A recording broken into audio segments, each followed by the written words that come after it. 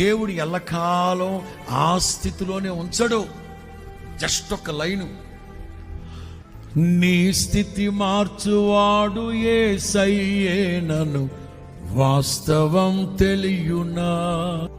నా ప్రభువుకి ఎట్లా తెలుసు?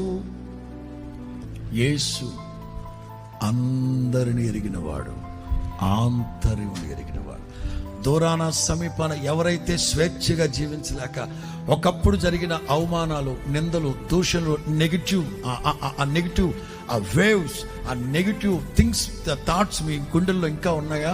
యేసు నామములో పరిశుద్ధాత్ముడు కొట్టివేయునుగాక, మీలో నూతన విశ్వాసాన్ని రగిలించునుగాక.